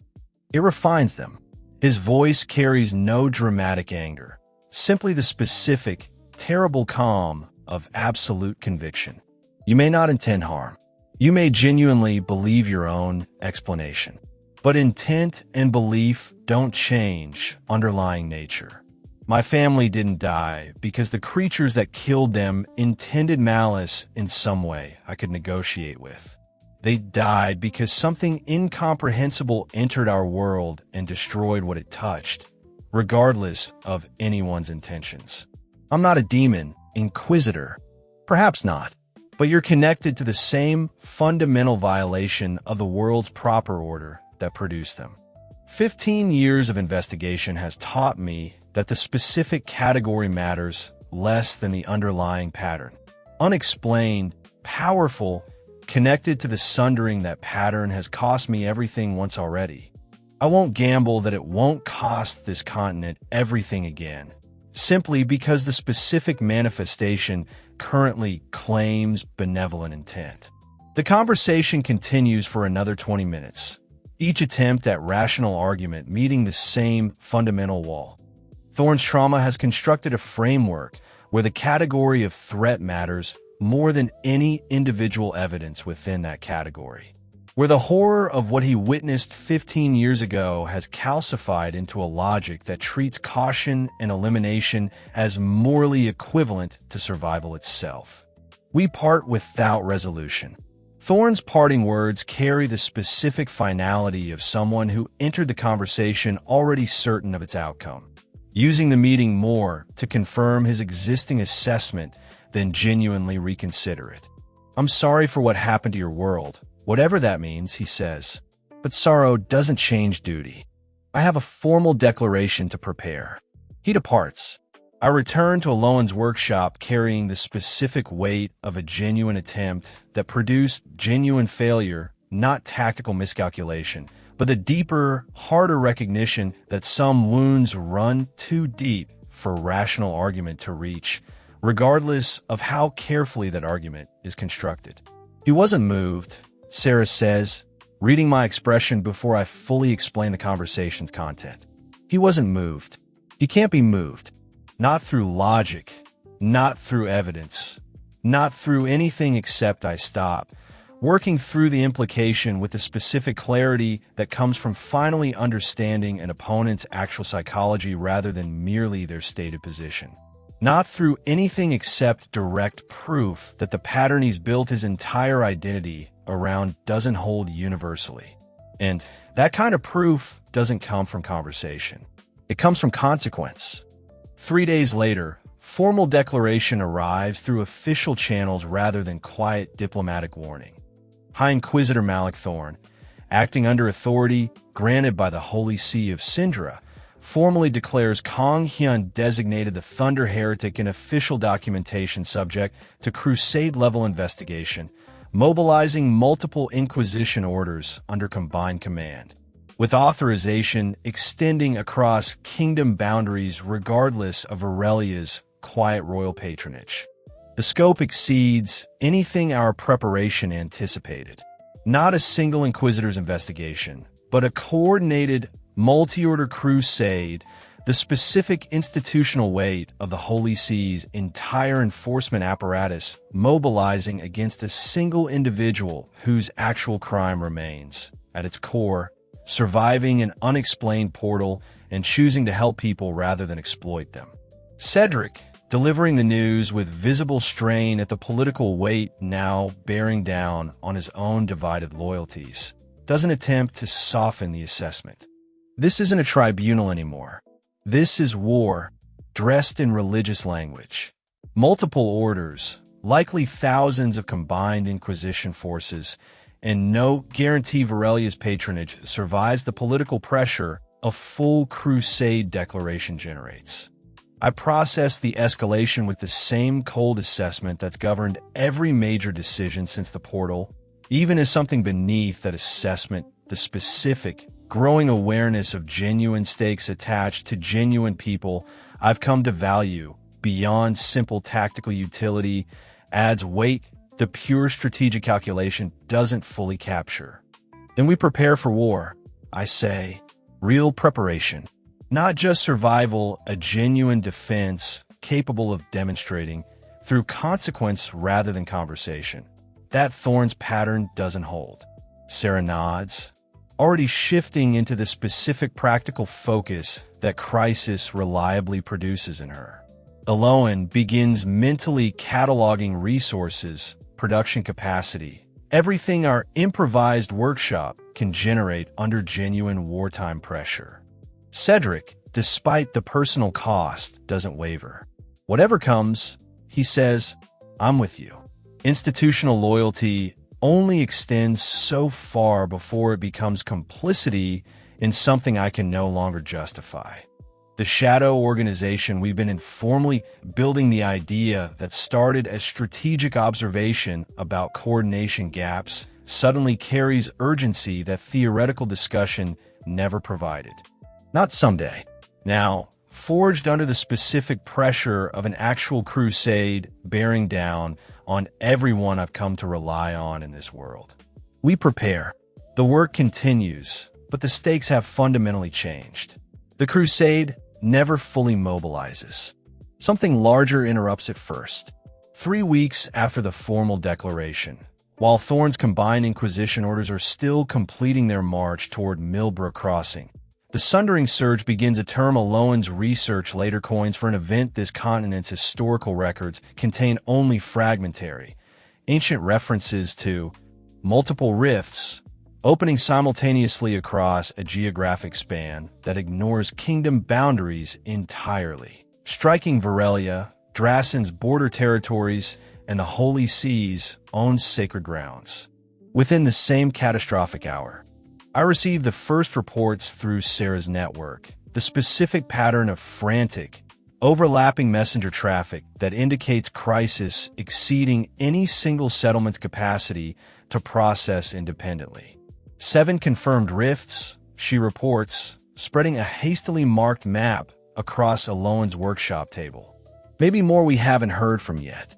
Varelia's capital region, 3 points along the Drasen border, and she taps a location that carries specific, immediate weight, Syndra itself.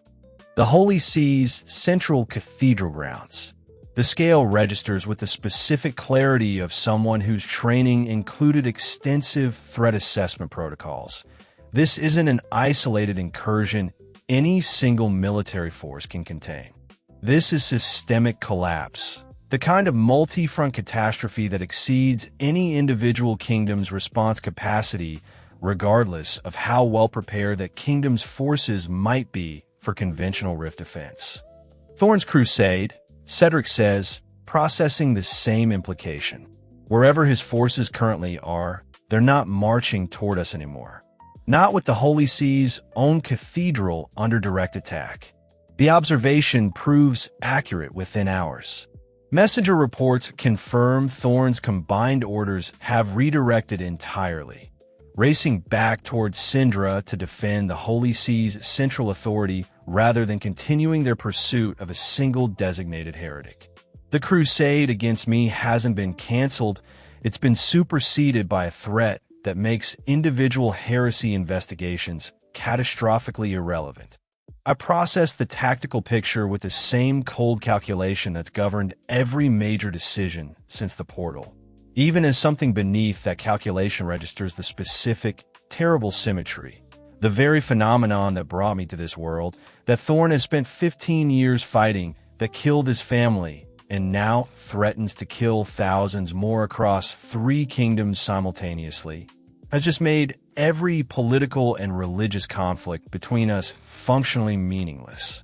We need to respond, I tell the assembled group Sarah, Aloan, Cedric, the specific core that's evolved from informal collaboration into something closer to genuine command structure over the preceding months.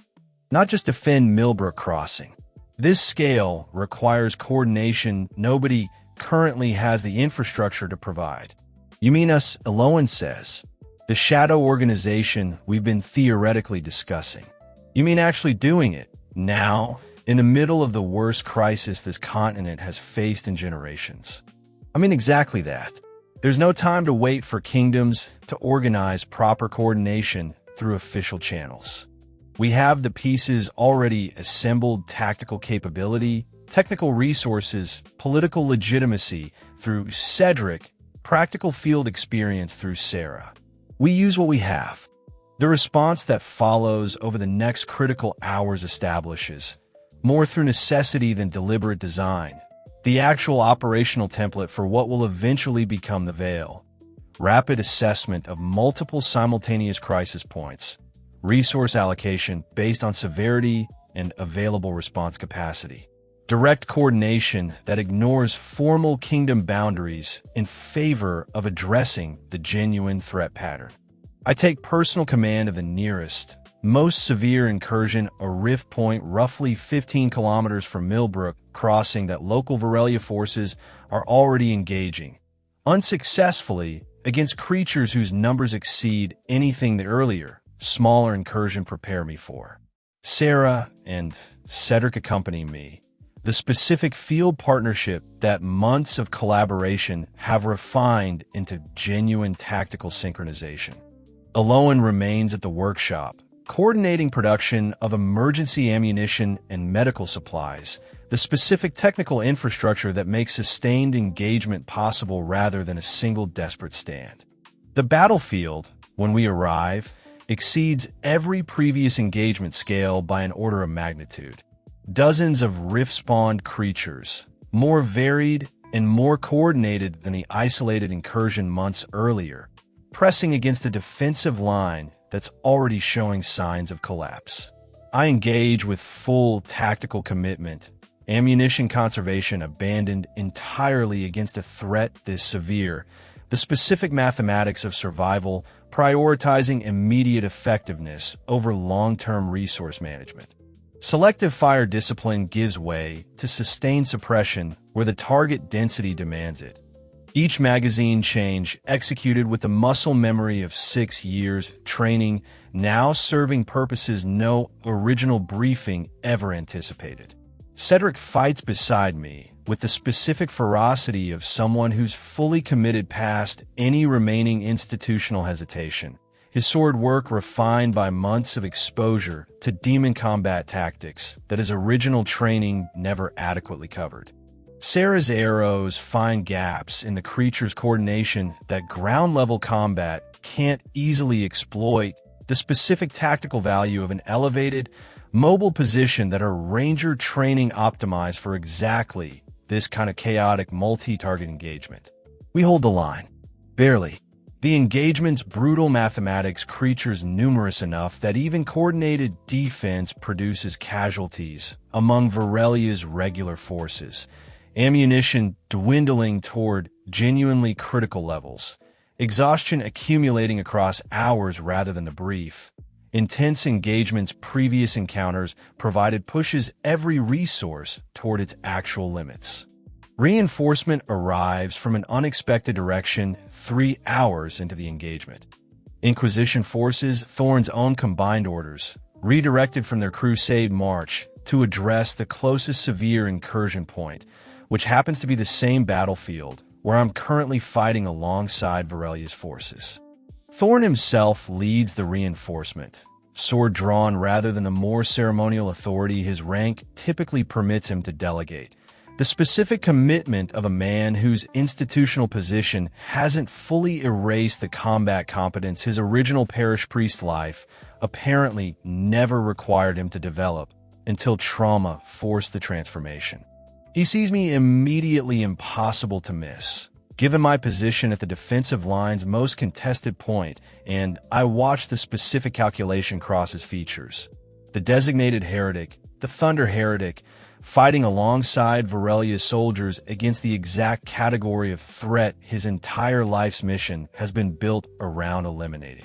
He doesn't hesitate on tactical grounds, whatever personal conflict the site generates.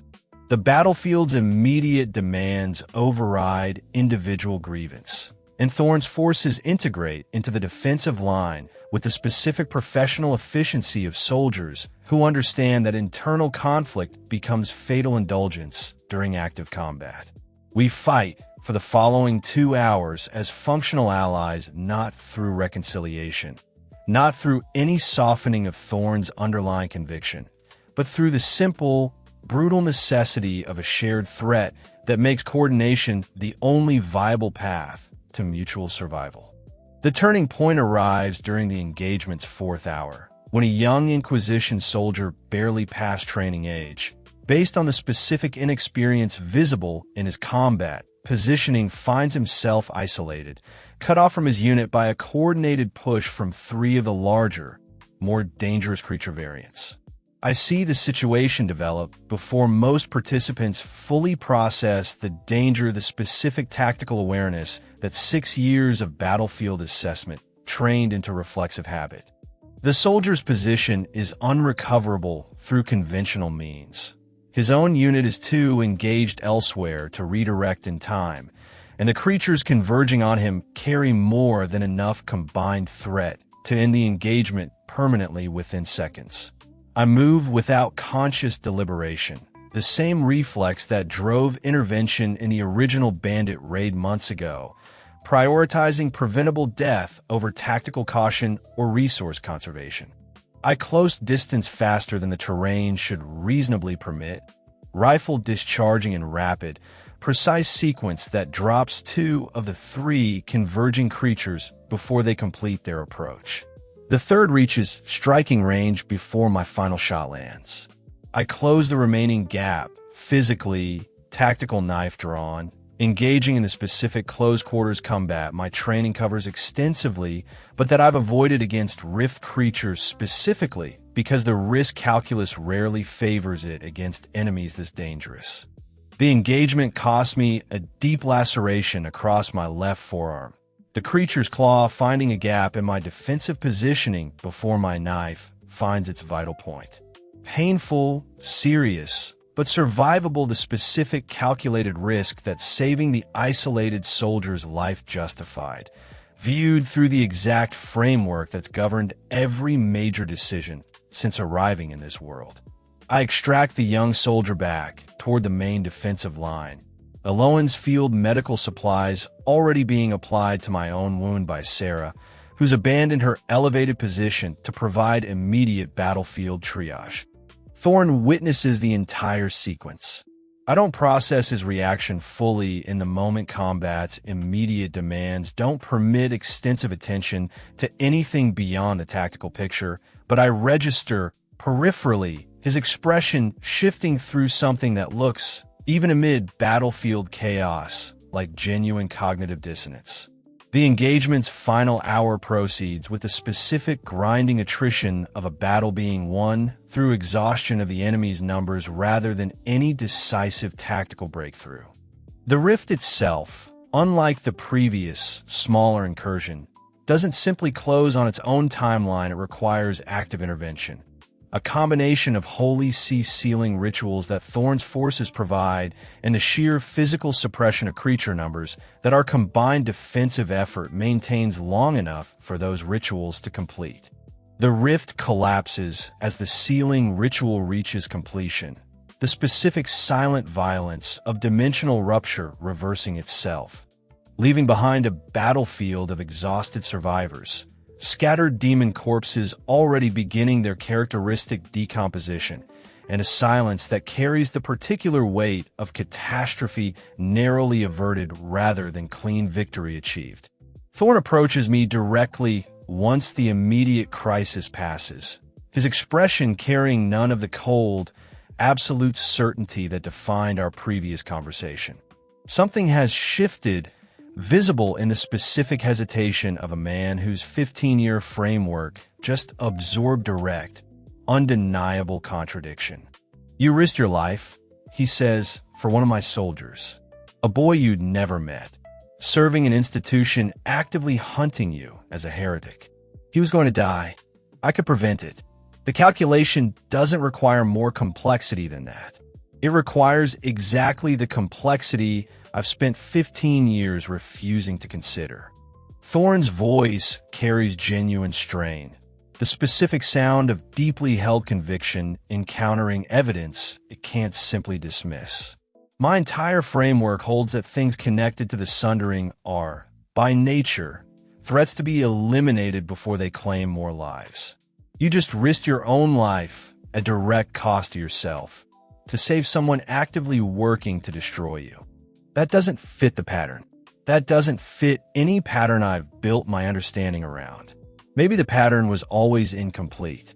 He doesn't answer immediately, looking instead at the battlefield around us, Varelia's soldiers and Inquisition forces working alongside each other to recover wounded, the specific practical cooperation that crisis produced regardless of the institutional and theological conflicts that would normally keep these forces operating in careful, mutual isolation.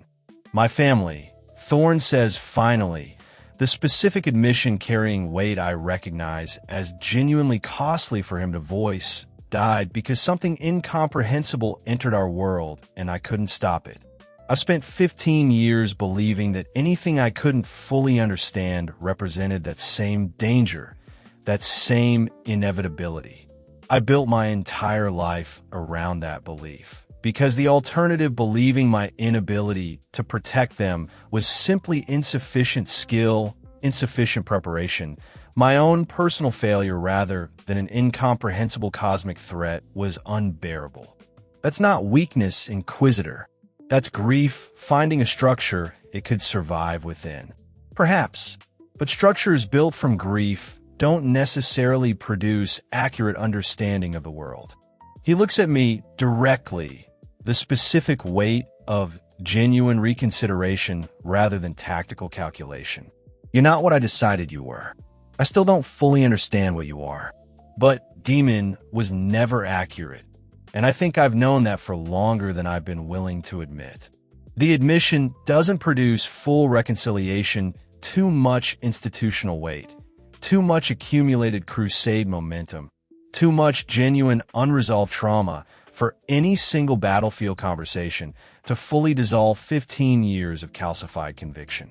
But it produces something functional, a crack in the absolute certainty that's driven Thorn's pursuit, space for reconsideration that didn't exist before this engagement forced direct, undeniable contradiction of his core assumptions.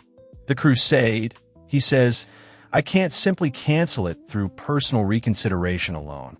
Institutional momentum, political expectation, the Holy See's own investment in the formal declaration, those don't disappear because one battlefield changed my personal assessment. I understand, but I can report accurately what I witnessed today, what it means for the pattern I've spent 15 years building my understanding around. He extends a hand, the specific gesture that seems to carry weight across every cultural and personal gap I've encountered on this continent. That's not full resolution, but it's more than I offered you 3 weeks ago.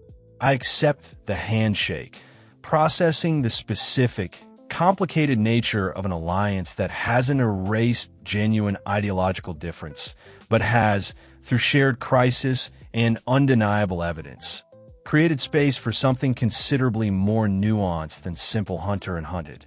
Behind us, the battlefield continues its slow transition from active crisis to exhausted aftermath, wounded tended, the dead counted, the specific grim accounting that follows every engagement regardless of which world or century it occurs in. The sundering surge, reports arriving over subsequent days confirm, struck all 7 identified rift points with similar severity, each requiring similarly desperate, similarly costly defense for whatever forces could be mobilized in time. The continent survives, but barely. The specific narrow margin that suggests future incursions of this scale might not resolve so favorably without genuine, systematic coordination that current political structures still fundamentally lack. I returned to Millbrook Crossing with Sarah and Cedric, exhausted, wounded, but carrying something that feels, for the first time since the portal, like genuine forward momentum rather than mere survival adaptation. Eloan meets us at the workshop, her relief at our survival visible despite the exhaustion that's clearly consumed her own hours coordinating emergency production. The reports are coming in from everywhere. This wasn't isolated. This was continent-wide, which means, I say, processing the implication with the same strategic clarity that's governed every major decision since arriving in this world. That whatever we've been building informally just became considerably more urgent. Not eventually. Now, the shadow organization that started as theoretical discussion, then became crisis-driven necessity during the battle itself, now carries the weight of demonstrated proof. Coordination across kingdom boundaries, focused purely on genuine threats rather than political advantage, produces results that isolated, competitive kingdoms couldn't achieve independently. The Veil, though none of us yet use that specific name, has already begun functioning in practice, forged in the specific crucible of a battlefield where a hunted heretic and the Inquisitor hunting him found themselves, for one desperate afternoon, fighting the same enemy side by side. The work continues, but something fundamental has shifted, and I suspect this world's future and my place within it has just changed more permanently than any single conversation or tactical victory could have accomplished alone.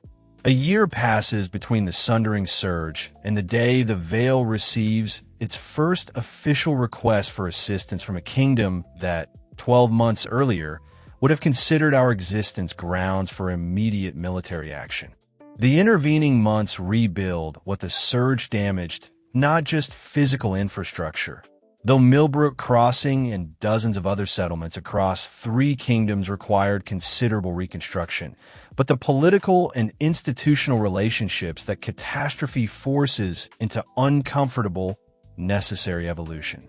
The Holy See's official position on the Thunder Heretic undergoes the specific quiet revision that institutions perform when public reversal would cost more political capital than gradual, unannounced correction.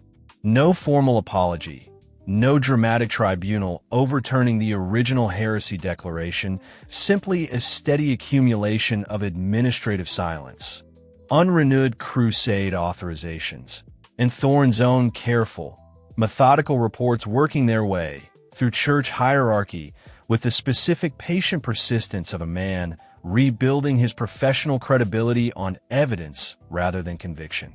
Thorne himself occupies a strange, transitional position within the Holy See structure over these months, not fully disgraced, given his 15 years of previously unimpeachable service, but visibly sidelined from frontline crusade authority. Reassigned to advisory and investigative roles that keep his experience available without granting him unilateral authority to launch further campaigns based on incomplete pattern matching.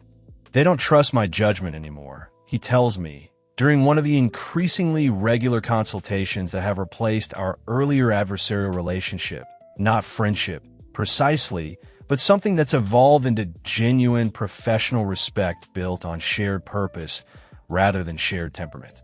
Which is, I suppose, fair. 15 years of certainty, and the certainty was wrong in exactly the case that mattered most. You still caught real threats during those 15 years. The pattern wasn't entirely wrong. It was incomplete. Incomplete patterns get people killed just as thoroughly as wrong ones. When the incompleteness happens to align with someone who deserved better than my assumptions provided. He studies the maps spread across the table between us Veil operational data, rift incident patterns across 3 kingdoms, the specific comprehensive intelligence picture that no single institution previously maintained. I find some purpose in this work now, contributing accurate information rather than premature judgment. It's not redemption, but it's useful, and useful matters more to me now than righteous. The formal charter for the Veil, the name Sarah proposed during a strategy session 6 months after the surge, and that stuck through the specific organic consensus that good names tend to acquire establishes itself gradually rather than through any single dramatic founding moment.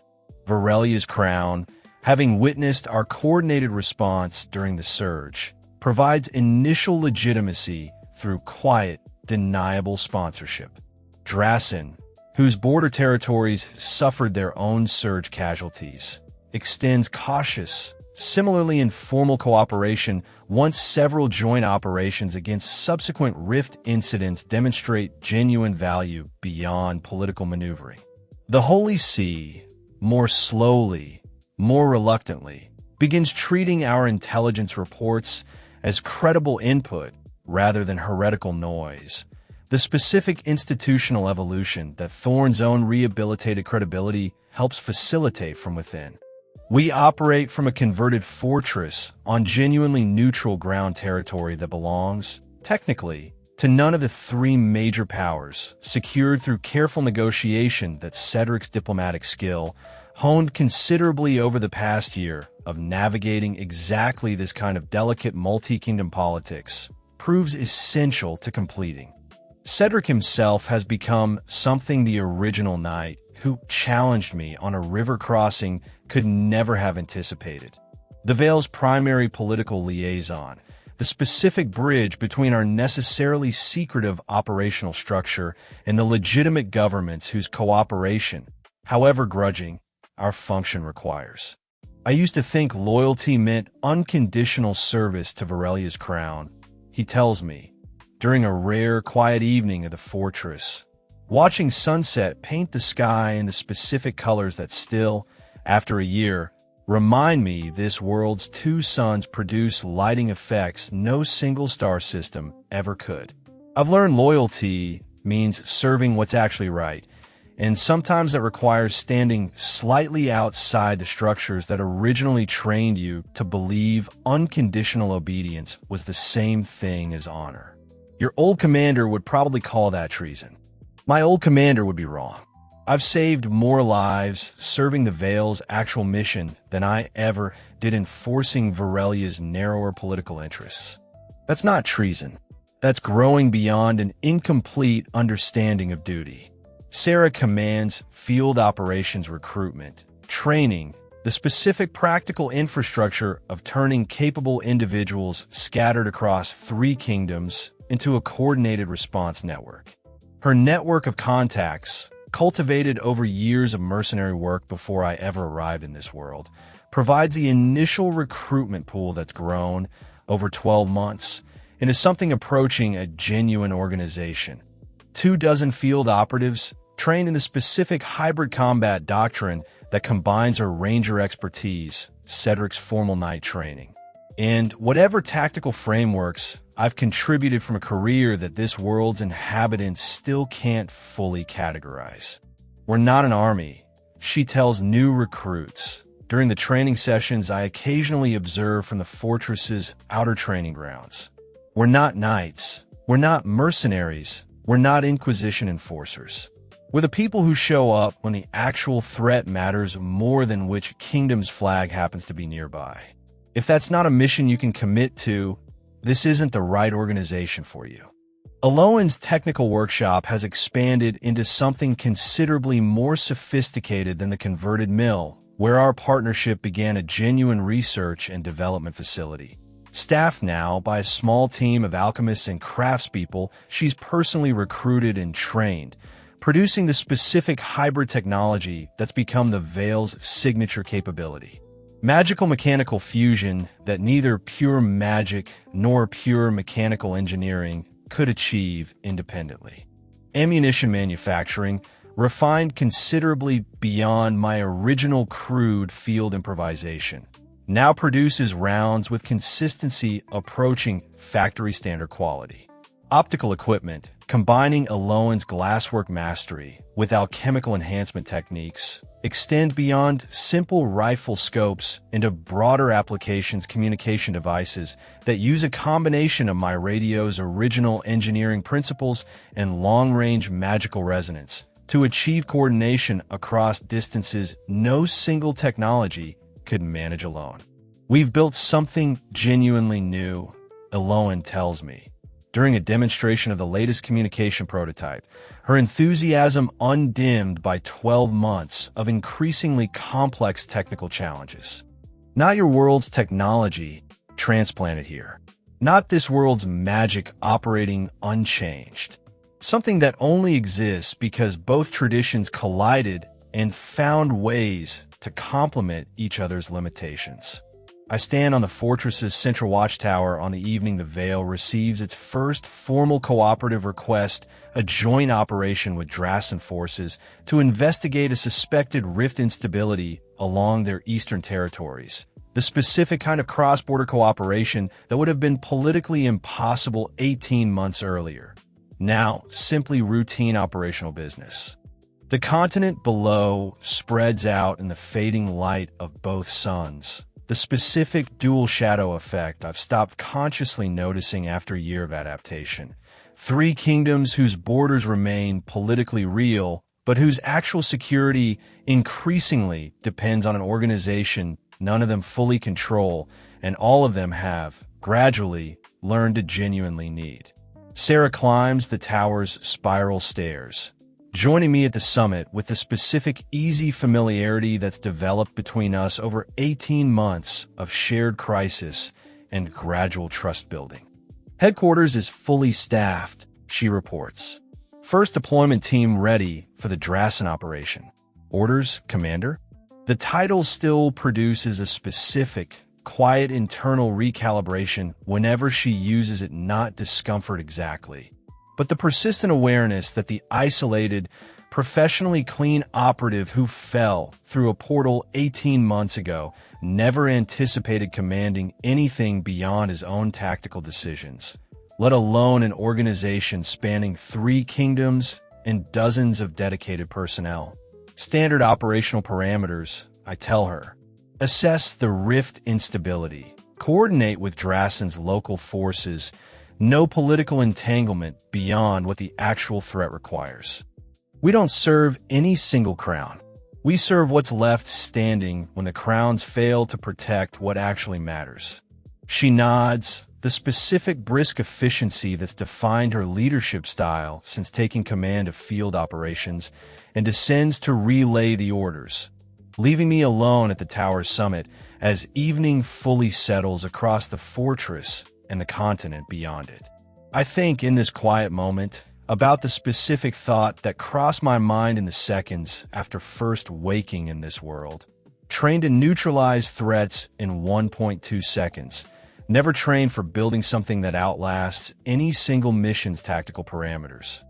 I think about the specific isolation that defined my previous life, the professional cleanliness of having nothing to lose, the specific efficiency that trauma-adjacent training taught me to value over connection, the orphaned operative whose entire identity was constructed around never needing anyone deeply enough that their loss could compromise a mission.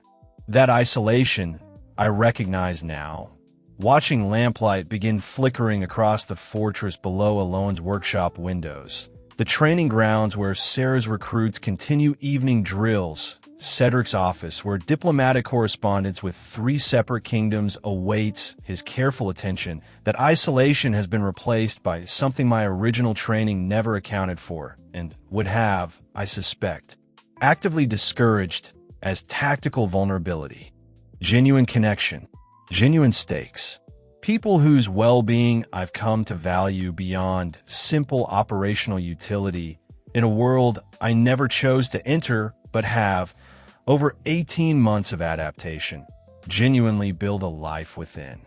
Thor arrives at the fortress the following week, delivering intelligence updates in person rather than through the formal correspondence that typically carries Holy See communications. The specific gesture that's become his own quiet way of maintaining connection to an organization his institutional position officially treats with careful, arm's-length cooperation rather than full endorsement. The sundering surge pattern, he tells me, spreading his own analysis alongside Eloan's technical data, wasn't random. There's periodicity if you examine the historical record carefully enough.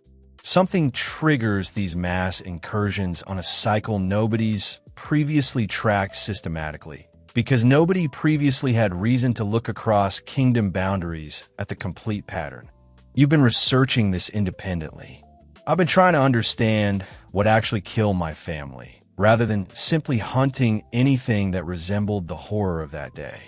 His expression carries the specific weight of genuine, ongoing personal work rather than institutional obligation. 15 years of misdirected certainty. I'd like the years remaining to actually matter. They will. This research matters considerably more than the crusade ever did. He nods, the specific acknowledgement of a man who's found, gradually, a version of purpose that doesn't require the absolute certainty his original framework demanded. Uncertainty, properly channeled into careful investigation rather than premature judgment, becoming its own kind of professional discipline. That evening, the full core group gathers in the fortress's main hall. Sarah, Eloan, Cedric, Thorne's presence now comfortable enough that nobody remarks on an inquisitor sharing dinner with the organization his own crusade once targeted for elimination. The specific easy camaraderie that's developed over 18 months carries weight I recognize, even now, as fundamentally foreign to the isolated operative who first fell through a portal into an unfamiliar sky. To the work, Sarah says, raising a cup in the specific informal toast that's become tradition after successful missions.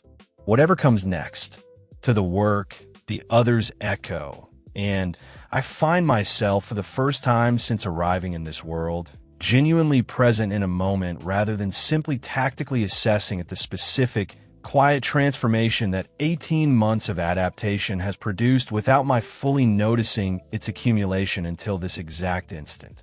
I raise my own cup, the specific gesture that costs less effort than it once would have, and think about the two suns still visible through the hall's high windows, the specific dual light that no longer reads as alien wrongness, but simply as the sky this world has always had, the sky I've learned gradually to call home. The veil operates in shadow. I say, the specific closing statement that's become our organization's informal creed, spoken now with genuine conviction rather than tactical necessity. We don't serve thrones. We serve what remains standing when thrones fail to protect what actually matters. The continent beyond the fortress walls continues its evening routine. Three kingdoms, their political rivalries and religious authorities still fundamentally intact, but increasingly dependent on an organization operating in their shared shadows, genuinely safer than it was 18 months ago, though nobody beyond our immediate circle fully understands exactly why or how. I was trained to neutralize a threat in 1.2 seconds. I was never trained to build a home from the wreckage of a failed mission, in a world I never chose, among people I never expected to genuinely need. But adaptation was always the actual skill. Everything else, the rifle, the training, the specific professional coldness, I arrived carrying those were simply tools. The veil stands. The continent sleeps a little safer. And somewhere in the specific alchemy between forced isolation and unexpected connection, Kong Hyun Falcon, Thunder Heretic, commander of an organization that exists in the careful space between kingdoms, has built something considerably more permanent than any single mission's parameters ever anticipated. The work continues. It always will. But for tonight, in a fortress full of people who've become, against every original professional instinct, genuinely essential to who I've become, I let the moment simply be enough.